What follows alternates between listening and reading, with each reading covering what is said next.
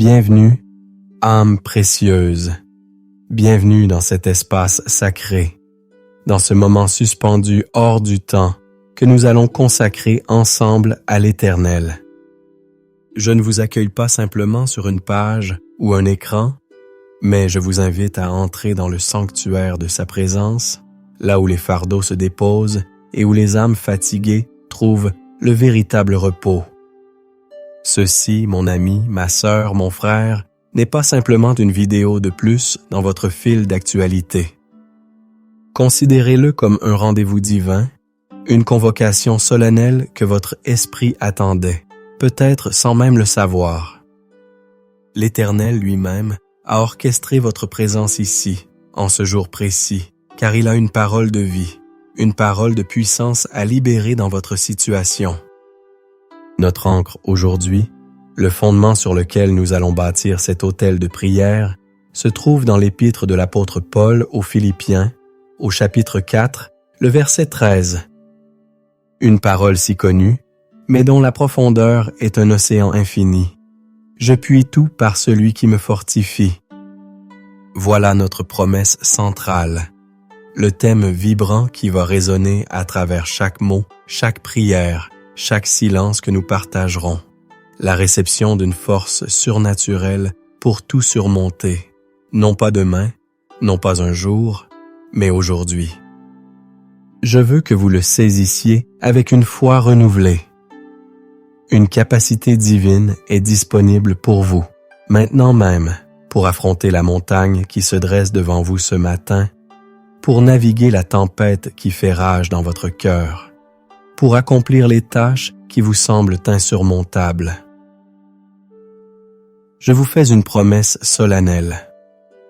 Si vous me donnez votre attention, si vous offrez à Dieu votre cœur sans réserve pendant ce temps que nous passons ensemble, si vous vous engagez à rester jusqu'à la dernière bénédiction, votre perspective sera transformée. La force que vous recevrez ne sera pas une simple émotion passagère, un coup de fouet mental, mais une perfusion de la puissance même du Christ ressuscité dans les veines de votre esprit. Vous êtes entré dans ce lieu peut-être accablé, mais vous en sortirez équipé, fortifié et revêtu d'une autorité nouvelle. Alors, avant d'aller plus loin, je vous invite à préparer le terrain de votre cœur. Trouvez un endroit où vous ne serez pas dérangé, ne serait-ce que pour un court instant. Fermez les autres onglets. Mettez votre téléphone en mode silencieux. Ce n'est pas un divertissement, c'est une transaction spirituelle. Inspirez profondément et expirez le bruit du monde.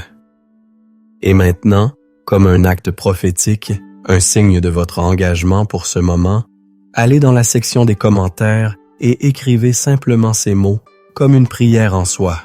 Amen, je suis prêt. En faisant cela, vous déclarez à votre propre âme, au ciel et à toute force qui chercherait à vous distraire, que vous êtes ici pour recevoir ce que le Père a préparé pour vous. Oh, je sais ce que c'est que de se réveiller avec ce poids sur la poitrine. Avant même que vos pieds ne touchent le sol, avant que la première lueur du jour ne filtre à travers vos volets, l'anxiété est déjà là, fidèle compagne non désirée. C'est comme un sac à dos invisible, mais rempli de pierres. La pierre de l'échéance impossible au travail, la pierre de la conversation difficile que vous devez avoir avec un proche, la pierre des factures qui s'accumulent sur la table de la cuisine, la pierre du silence dans votre mariage, la pierre de l'inquiétude pour la santé d'un enfant ou d'un parent, la pierre de votre propre solitude. Le poids est si réel que respirer semble demander un effort. Et la première pensée qui traverse votre esprit est un cri silencieux. Comment vais-je faire pour aujourd'hui? Je n'ai pas la force. Cette phrase « je n'ai pas la force » est devenue une rengaine, une litanie secrète que vous murmurez dans le silence de votre cœur. Elle est née de déceptions passées, de ces moments où vous avez tout donné et où cela n'a pas suffi. Elle a été nourrie par les paroles critiques d'un parent, d'un enseignant ou d'un patron qui a planté en vous la semence du doute, vous faisant croire que vous n'étiez pas à la hauteur. Cette faiblesse ressentie est entretenue par la tyrannie des réseaux sociaux, ce défilé incessant de vie apparemment parfaite qui vous fait sentir encore plus en retard, encore plus inadéquat, comme si tout le monde avait reçu un manuel pour la vie, sauf vous. Cette fatigue n'est pas seulement physique. C'est une fatigue de l'âme. Une lassitude existentielle qui vient de la lutte constante.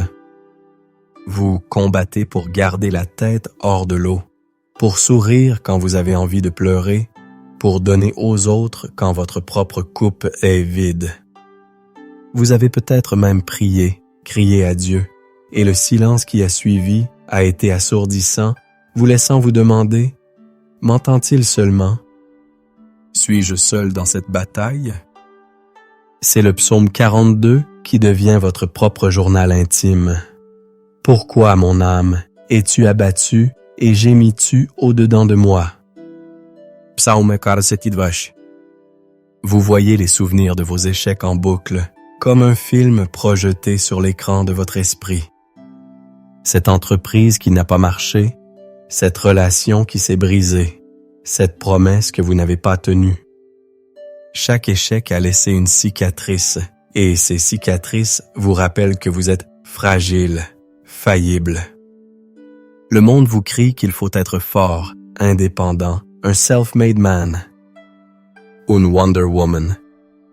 Mais la vérité brute que vous n'osez avouer à personne, c'est que vous êtes à bout de souffle. Peut-être souffrez-vous de ce que j'appelle les scripts familiaux. Ce sont ces croyances limitantes héritées, ces schémas de pensée transmis de génération en génération. Dans notre famille, on ne réussit jamais vraiment. L'argent est toujours un problème. Les relations finissent toujours par échouer. Ces mensonges sont devenus des forteresses dans votre pensée, et vous vous battez non seulement contre vos propres circonstances, mais aussi contre des malédictions générationnelles invisibles. La comparaison est un poison subtil qui s'est infiltré dans votre système. Vous regardez le succès de vos amis, la promotion de votre collègue, le bonheur apparent de votre voisin, et un sentiment amer d'injustice vous envahit. Pourquoi eux et pas moi? Qu'est-ce que j'ai fait de mal? Cet esprit de comparaison vole votre joie, vous aveugle sur les bénédictions que Dieu a déjà placées dans votre vie et vous maintient dans un état de mécontentement perpétuel. Laissez-moi vous donner une image. Vous êtes comme un bateau en pleine mer, et les vagues des soucis, des peurs et des responsabilités s'écrasent sans relâche contre votre coque. Vous écopez furieusement, essayant de ne pas sombrer, mais vous êtes épuisé. Chaque nouvelle vague semble plus haute, plus menaçante que la précédente. Vous regardez l'horizon et vous ne voyez ni terre ni phare, juste l'immensité grise d'une mer agitée et d'un ciel menaçant. Cette sensation d'être submergé, c'est le noyau de la douleur. C'est le sentiment d'impuissance face à des forces qui semblent plus grandes que vous. Comme un soldat sur le champ de bataille sans armure, sans épée, entendant l'ennemi approcher. Cette peur matinale n'est pas irrationnelle. C'est le cri de votre esprit qui reconnaît qu'avec ses propres forces, ses propres ressources, il ne peut pas gagner la bataille de la journée. C'est une prise de conscience lucide de votre propre finitude. C'est un sentiment que l'apôtre Paul lui-même a connu lorsqu'il parlait de cette écharde dans la chair, de ce sentiment d'être pressé de toutes parts, mais non écrasé, dans la détresse, mais non dans le désespoir. Mais écoutez attentivement le murmure de l'esprit au milieu de ce tumulte. Écoutez la douce invitation du Messie qui vous est personnellement adressée aujourd'hui. Venez à moi, vous tous qui êtes fatigués et chargés, et je vous donnerai du repos. Matthieu 11:8. Dieu voit. Il voit chaque larme que vous avez versée en secret. Il connaît le poids exact de chaque pierre dans votre sac à dos. Il a entendu chaque soupir silencieux de votre cœur. Et laissez-moi vous le dire avec toute l'autorité du ciel, il ne vous a pas amené ici pour vous laisser dans cet état. Il vous a amené ici pour vous équiper. Votre sentiment de faiblesse n'est pas la fin de l'histoire. C'est en réalité le point de départ de sa puissance. Car sa force, dit-il, s'accomplit parfaitement dans la faiblesse. Votre cri « Je n'en peux plus » est la plus belle invitation pour lui de dire « Enfin, maintenant, laisse-moi prendre le relais. » Votre reddition est le prélude à votre victoire. Votre finitude est la porte d'entrée de son infinitude. Comme un enfant sevré contre sa mère, vous pouvez calmer et apaiser votre âme, Psaume 131, 2. Le plan de Dieu n'est pas simplement de vous aider à survivre à cette journée. Son plan est de vous transformer en un canal de sa force surnaturelle, afin que vous ne surviviez pas seulement, mais que vous triomphiez. Pour comprendre la puissance explosive contenue dans Philippiens 4:13, nous devons d'abord nous immerger dans son contexte. L'apôtre Paul n'écrit pas ces mots depuis un palais somptueux, ni depuis une chaire confortable. Il écrit depuis une prison romaine. Enchaîné, incertain de son avenir, dépendant de la générosité des autres pour sa subsistance.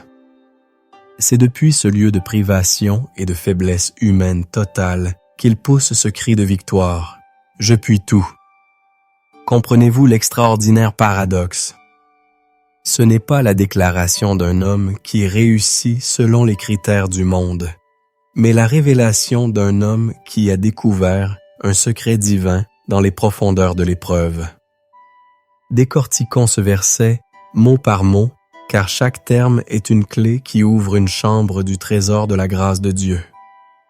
Il commence par « Je puis tout ». Le mot grec ici est « panta ». Il ne signifie pas que vous pouvez soudainement voler ou devenir invulnérable. Paul vient de le dire au verset 11 et 12. « J'ai appris à être content dans l'état où je me trouve. Je sais vivre dans l'humiliation et je sais vivre dans l'abondance. En tout et partout, j'ai appris à être rassasié et à avoir faim, à être dans l'abondance et à être dans la disette. » Le Dieu tout de Paul, le panta, as. Là, c'est la capacité divine d'endurer et de traverser toutes les circonstances, les bonnes comme les mauvaises, avec la même paix intérieure, la même joie et la même efficacité pour le royaume de Dieu. C'est Dieu tout s'applique directement à votre journée. Cela signifie « Je puis affronter cette réunion tendue. Je puis survivre à cette journée de solitude. Je puis accomplir ce travail qui me semble une montagne. Je puis aimer cette personne difficile. Je puis résister à cette tentation. Je puis trouver la joie au milieu de cette douleur. » Le goût tout de Dieu est la capacité à vivre la vie que Dieu vous appelle à vivre dans la situation exacte où vous vous trouvez maintenant. Continuons. Par celui. La source n'est pas une pensée positive, une technique de motivation ou une force de caractère innée. La source a un nom, Jésus-Christ. C'est lui. Dans le texte grec, la préposition « en » anto suggère une union profonde, une demeure. Ce n'est pas Christ qui nous envoie un paquet de force par la poste.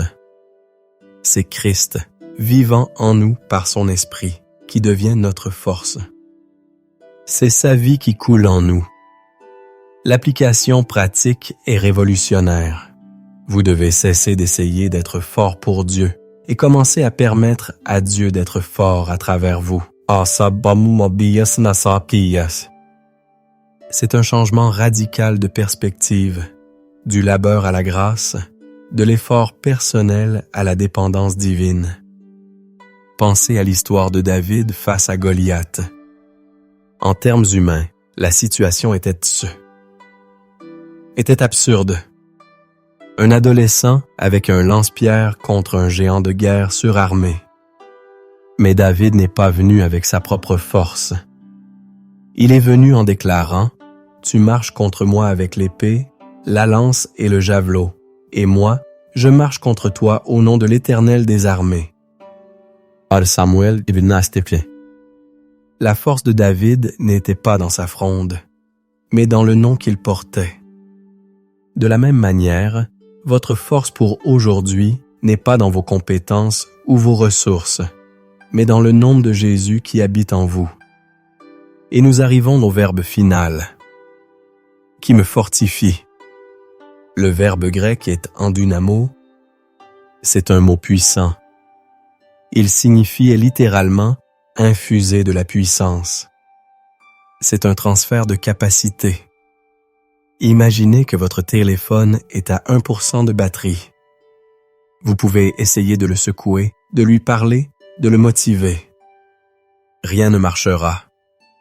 Mais si vous le branchez à la source d'électricité, une puissance extérieure est transfusée en lui et il reprend vie. Voilà ce que Christ veut faire pour vous ce matin. Il veut être votre source d'énergie divine. Vous n'avez pas à générer la force, vous avez juste à rester connecté. Le mot forteresse, en hébreu, maoz, que l'on trouve dans des psaumes comme le psaume 27, porte cette même idée. Un lieu de refuge imprenable, une source de puissance inébranlable. Quand Dieu dit qu'il est fait votre forteresse, il dit qu'en lui, vous avez accès à une puissance qui ne peut être vaincue. Joseph en Égypte est l'incarnation de cet endunamo, vendu par ses frères, faussement accusé, jeté en prison pendant des années. Humainement, il avait toutes les raisons de sombrer dans la dépression, l'amertume et le désespoir. Mais au milieu de tout cela, la Bible dit que l'Éternel fut avec Joseph et la prospérité l'accompagna. La force de Joseph n'était pas l'optimisme, c'était la présence de Dieu qui le rendait capable de gérer un foyer, puis une prison, puis une nation entière. Cette même présence est en vous aujourd'hui pour vous rendre capable de gérer votre foyer, votre travail, vos défis, avec une grâce et une sagesse qui ne viennent pas de vous. Réfléchissons à la pertinence de tout cela face à nos problèmes modernes. Le burn-out. Professionnel, cet épuisement total n'est souvent que le résultat d'une tentative prolongée d'opérer sur notre propre batterie. Philippiens 4:13 est l'antidote divin au burn-out. Il nous invite à nous débrancher de la prise de la performance humaine et à nous brancher sur la prise de la puissance divine. Le FOMO, Fear of Missing Out, cette anxiété générée par les réseaux sociaux, est vaincue lorsque nous réalisons qu'en Christ, nous ne manquons de rien, car en lui nous avons tout pleinement. Colossiens 2:10. La routine spirituelle du matin n'est pas une case à cocher sur une liste. C'est l'acte vital de brancher notre esprit à la source endunamo avant que le monde n'ait la chance de drainer notre batterie. Regardez Moïse devant la mer Rouge. Derrière lui, l'armée la plus puissante du monde. Devant lui, une masse d'eau infranchissable. À ses côtés, un peuple qui se plaint. C'est l'image parfaite de l'accablement total. Que fait Dieu? Il ne dit pas « Moïse, trouve une solution ». Il dit « Étends ta main ».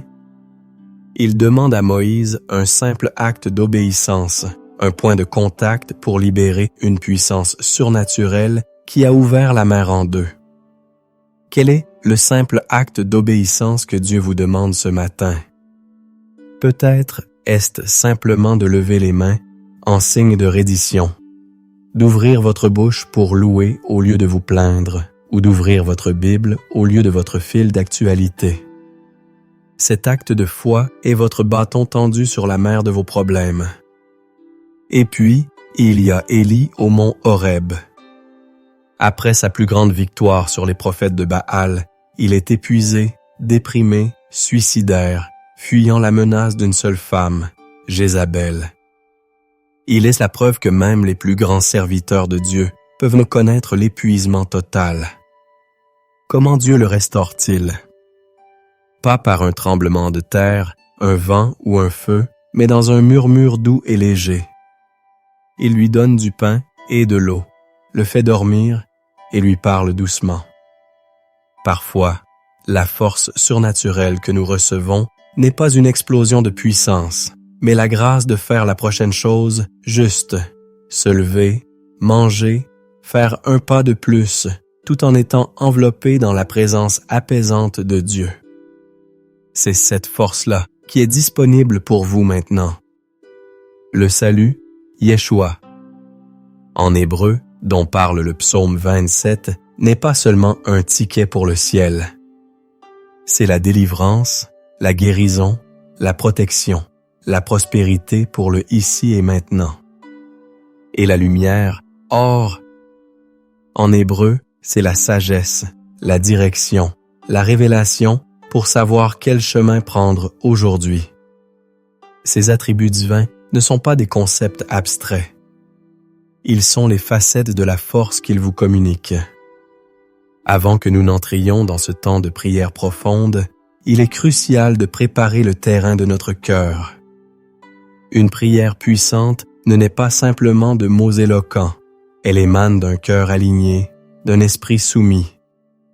C'est un moment de consécration, un instant pour s'assurer que le canal entre nous et le ciel est dégagé de tout obstacle. Pensez-y comme un agriculteur qui prépare son champ avant de semer. Il enlève les pierres, arrache les mauvaises herbes, laboure la terre pour qu'elle soit prête à recevoir la semence. De la même manière, nous allons maintenant prendre quelques instants pour préparer le sol de notre âme. La première étape est celle de l'examen et de la repentance sincère. Nous ne pouvons pas prétendre recevoir la force pure de Dieu si nos mains sont remplies de choses qui lui déplaisent. Je vous invite à une honnêteté brutale, mais libératrice, avec vous-même et avec lui. Qu'y a-t-il dans votre cœur ce matin qui attriste le Saint-Esprit? Est-ce de l'amertume envers quelqu'un? De la jalousie secrète? Un orgueil tenace qui vous pousse à vouloir tout contrôler par vous-même? Des pensées impures? La peur ou le doute qui est, au fond, une forme de déshonneur envers sa fidélité. N'ayez pas peur de regarder en face. La Bible nous le promet dans 1 Jean 1:9. Si nous confessons nos péchés, il est fidèle et juste pour nous les pardonner et pour nous purifier de toute iniquité. La confession n'est pas un acte de honte, mais un acte de foi qui déverrouille le pardon et la purification. Alors, dans le silence de votre cœur, nommez ces choses devant lui. Abandonnez-les à ses pieds. La deuxième étape, tout aussi cruciale, est de relâcher le pardon. Il est impossible de recevoir la force divine si nous dépensons notre énergie spirituelle à maintenir la prison du non-pardon. Retenir la rancune, c'est boire du poison en espérant que l'autre meure. Jésus a été radical sur ce point. Si vous ne pardonnez pas aux hommes, votre Père ne vous pardonnera pas non plus vos offenses. Matthieu 6:15. Y a-t-il quelqu'un qui vous a blessé, trahi, offensé, et dont le souvenir consume encore votre paix? Aujourd'hui, je vous exhorte à prendre la décision de pardonner. Pardonner n'est pas cautionner le mal. Ce n'est pas oublier. C'est un acte légal dans le monde spirituel où vous décidez de libérer cette personne du jugement de votre cœur et de la remettre entre les mains du juste juge. Vous ne le faites pas pour eux, Vous le faites pour libérer votre cœur de ce fardeau toxique. Dites-le à voix haute si nécessaire.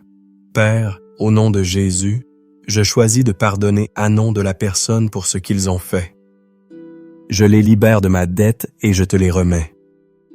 Enfin, la dernière étape est celle de la consécration, l'acte de déposer votre propre volonté sur l'autel. La plus grande source de stress et d'épuisement est souvent notre lutte pour faire aboutir nos propres plans, notre propre agenda. Le secret de la force de Christ est de s'abandonner totalement à la volonté du Père. Alors maintenant, offrez-lui cette journée. Offrez-lui vos plans, vos désirs, vos peurs concernant cette journée. Dites-lui, Père, non pas ma volonté mais la tienne. Je te donne cette journée.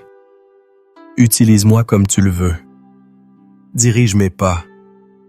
Que chaque minute soit pour ta gloire. C'est un acte de foi immense qui vous décharge d'une pression énorme. Vous n'êtes plus le directeur général de votre journée. Vous êtes son ambassadeur, suivant ses instructions. Et la prière fervente du juste a une grande efficace. Jacques 5:16.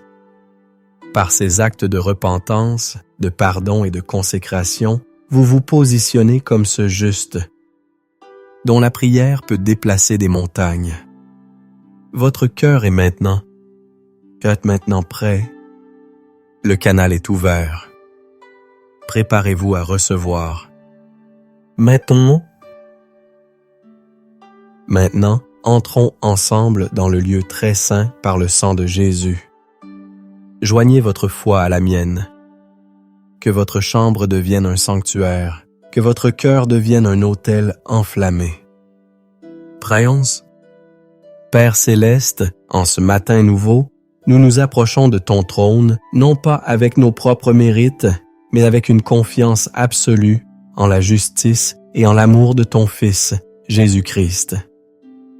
Nous entrons dans tes parvis avec des actions de grâce, dans ta présence avec des chants de louange. Nous t'adorons, toi qui es la lumière du monde, notre or. En ta présence, les ténèbres de la peur, du doute et de la confusion doivent fuir. Tu es la lampe à nos pieds et la lumière sur notre sentier. Aujourd'hui, nous choisissons de marcher dans ta lumière et de rejeter les œuvres des ténèbres. Nous t'exaltons comme notre salut, notre Yeshua. Tu n'es pas seulement celui qui nous sauve de nos péchés, mais tu es notre libérateur de l'angoisse, notre guérisseur de la maladie, notre pourvoyeur dans le besoin. Chaque aspect de notre salut se trouve en toi, et nous te louons pour la plénitude de ce salut que tu nous offres en ce jour. Nous te magnifions comme notre forteresse, notre Maoz. Tu es notre refuge et notre appui, un secours qui ne manque jamais dans la détresse. Quand les vents de l'adversité soufflent, tu es le rocher inébranlable sur lequel nous bâtissons nos vies. Tu es notre tour haute, notre abri sûr. En toi nous sommes en sécurité. Qui pourrait nous faire la guerre? Qui pourrait s'élever contre nous? Car tu es avec nous. Adonai, El Shaddai, Dieu Tout-Puissant. Yahweh Jireh, le Dieu qui pourvoit. Yahweh Rapha, le Dieu qui guérit. Yahweh Nissi, notre bannière et notre victoire. Que ton nom soit sanctifié dans nos vies, dans nos pensées, dans nos paroles, en cette journée. Ô Père de miséricorde, nous venons maintenant devant toi avec des cœurs transparents, reconnaissant nos faiblesses, nos manquements, nos péchés. Seigneur, pardonne-nous pour les moments, hier et ce matin, où nous avons compté sur nos propres forces, où nous avons laissé l'anxiété prendre le dessus sur la foi. Pardonne-nous pour nos paroles de doute, pour nos pensées de murmure et de plainte. Pardonne-nous d'avoir regardé la taille de nos montagnes plus que la grandeur de notre Dieu. Nous déposons à tes pieds le fardeau de notre performance, la peur de l'échec, le poids des attentes des autres. Nous te donnons notre fatigue, la fatigue de notre corps, la fatigue de notre esprit, la fatigue de notre âme. Nous te remettons cette anxiété qui serre notre estomac, cette tristesse inexpliquée qui voile notre joie, cette colère qui mijote sous la surface. Lave-nous, purifie-nous par le sang précieux de l'agneau. Crée en nous un cœur pur, ô Dieu, et renouvelle en nous un esprit bien disposé. Nous confessons spécifiquement notre tendance à oublier ta fidélité passée face à un nouveau défi. Pardonne notre amnésie spirituelle et aide-nous à nous souvenir des nombreuses fois où tu nous as secourus, afin que notre foi pour aujourd'hui soit renforcée. Nous choisissons de confesser ta vérité plutôt que nos sentiments. Maintenant, Père, au nom puissant de Jésus, nous prenons l'épée de l'Esprit qui est ta parole, et nous commençons à proclamer tes promesses sur notre journée. Sur la base de Philippiens 4:13, je déclare que je puis tout affronter aujourd'hui. Je peux affronter cette situation financière avec sagesse, je peux avoir cette conversation difficile avec amour, je peux accomplir ce travail avec excellence. Je peux surmonter cette tentation avec autorité. Je peux endurer cette épreuve avec patience, non pas par ma force, mais parce que Christ, en moi, est ma force. Je déclare ce que le psaume 27 proclame. L'Éternel est ma lumière et mon salut. De qui aurais-je crainte? L'Éternel, c'est le soutien de ma vie. De qui aurais-je peur? Quand des méchants s'avancent contre moi pour dévorer ma chair, ce sont eux, mes persécuteurs et mes ennemis, qui chancellent et qui tombent. Si une armée se campait contre moi, mon cœur n'aurait aucune crainte. Si une guerre s'élevait contre moi, je serais malgré cela plein de confiance. Je déclare que je verrai la bonté de l'Éternel, son chesed, sur la terre des vivants, aujourd'hui même. J'attends sa bonté, son intervention, ses miracles. Mon cœur espère en lui et je prends courage. Je déclare que la joie de l'Éternel est ma force. Je refuse de m'apitoyer sur mon sort. Je refuse de rester dans le découragement. Je choisis de me réjouir en toi, mon Sauveur, même si le figuier ne fleurit pas, même si les circonstances ne changent pas encore. Ma joie est en toi, pas dans ma situation. Et maintenant, en tant que soldat de l'armée de Christ, je me lève pour le combat spirituel. Je prends le bouclier de la foi, mentionné dans Éphésiens 6:16, avec lequel j'éteins tous les traits enflammés de l'ennemi. Je déclare que toute flèche de découragement, de mensonge, de confusion, d'intimidation envoyée contre mon esprit ce matin est maintenant éteinte et rendue sans effet au nom de Jésus.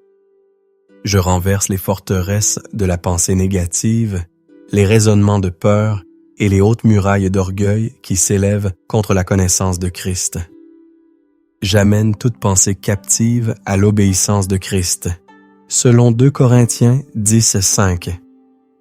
Tout script familial de défaite, tout héritage de pauvreté ou de maladie, je le brise maintenant au nom de Jésus. Je renonce à tout pacte intérieur que j'ai pu faire avec un esprit de peur ou d'apitoiement.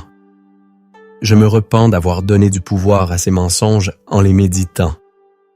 Je déclare que aucune arme forgée contre moi ne prospérera, et toute langue qui s'élèvera en justice contre moi, je la condamnerai. Ésaïe 54:17. Je décrète et déclare que ma journée est sous la protection du Très-Haut. Les pièges que l'ennemi a tendus pour moi sont exposés et détruits. Les assignations démoniaques contre ma destinée, ma famille, ma santé et mes finances sont annulées par le sang de Jésus.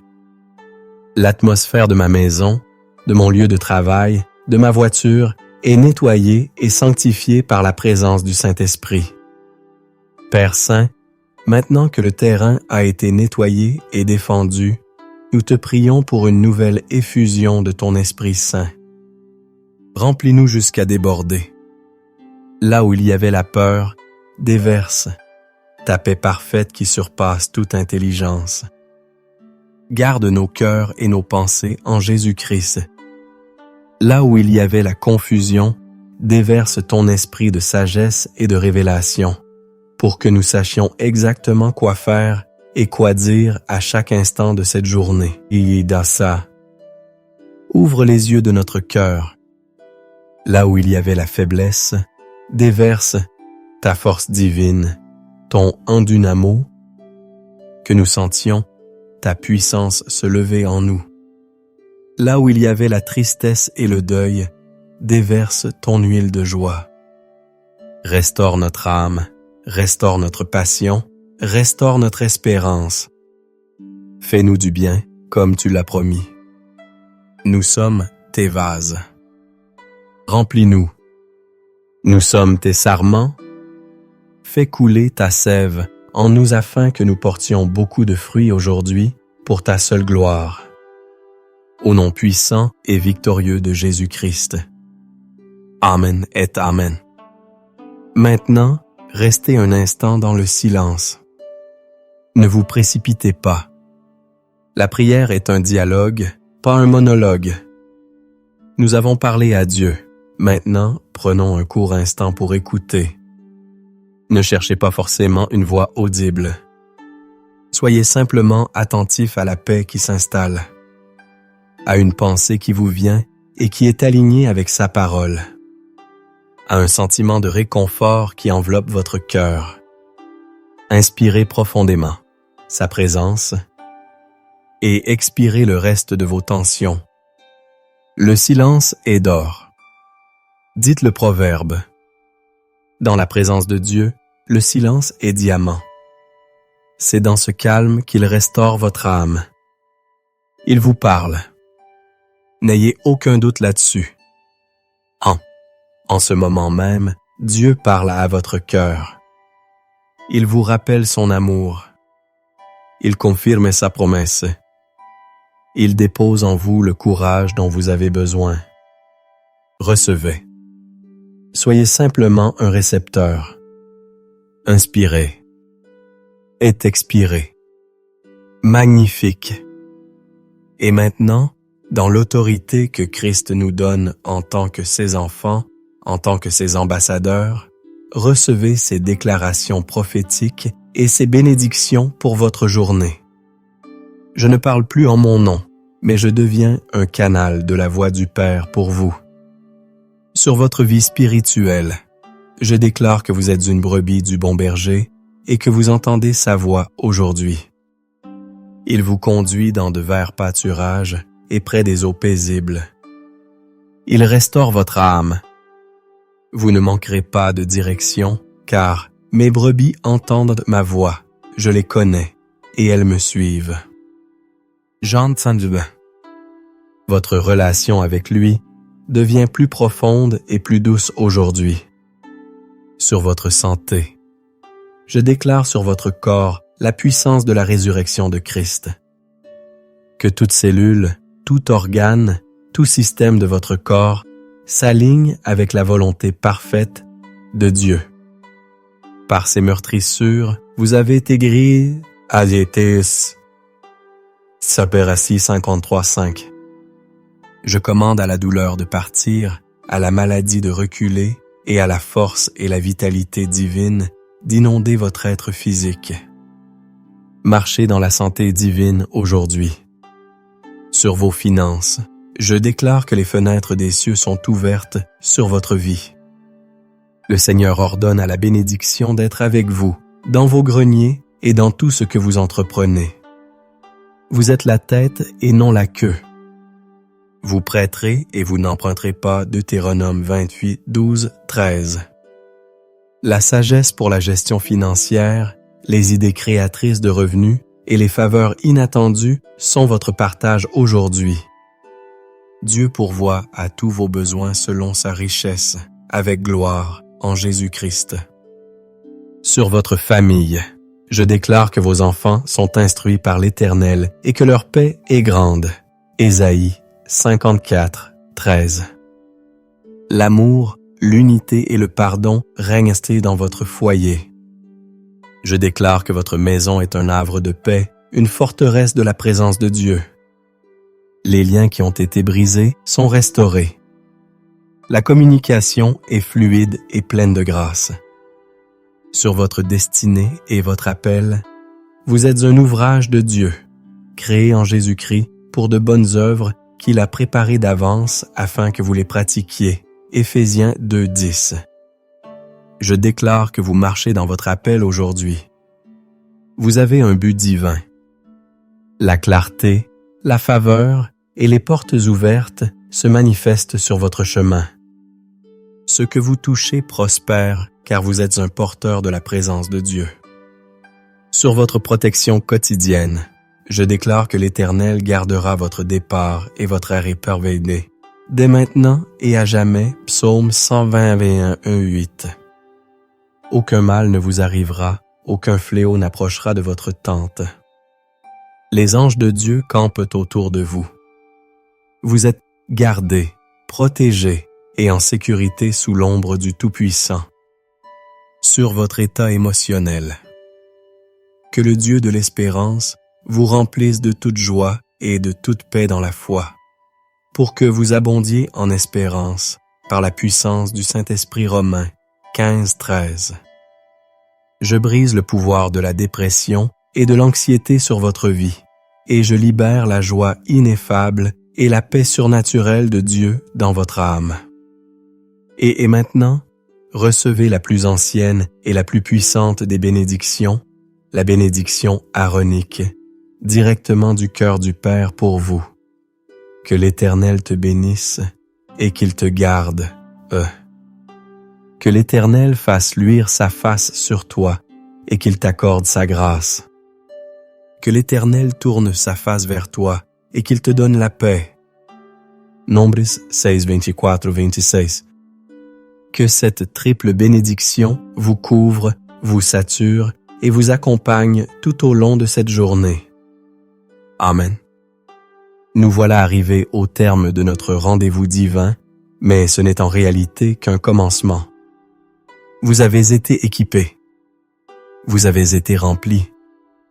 La force surnaturelle dont nous avons parlé n'est plus un concept, c'est une réalité vivante dans votre esprit. La promesse de Philippiens 4:13 est scellée dans votre cœur. Ne laissez pas cette grâce s'évaporer. La clé maintenant est de garder et d'entretenir ce que vous avez reçu.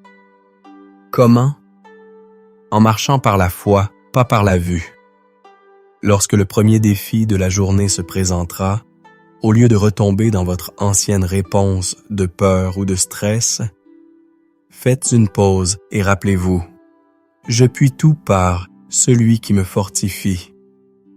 Faites de ce verset votre réflexe spirituel. Pour que cette transformation soit durable, elle doit devenir une habitude. Je vous encourage et vous mets au défi de revenir à ce moment de prière, ou à un moment similaire, chaque matin pendant les 7 prochains jours. Créez un autel matinal dans votre vie. 7 jours pour fortifier votre esprit, pour solidifier ces nouvelles voies neuronales de la foi et de la victoire dans votre cerveau. 7 jours pour faire de la dépendance à la force de Dieu votre nouveau mode de vie par défaut. Si ce temps vous a béni, aidé, fortifié, je vous demande 3 choses simples. Premièrement, manifestez votre accord dans les commentaires. Ne partez pas sans laisser une trace de votre passage. Écrivez « J'ai reçu la force de Dieu pour aujourd'hui » ou partagez un point qui vous a particulièrement touché. Vos témoignages encouragent non seulement notre communauté, mais renforcent aussi votre propre foi.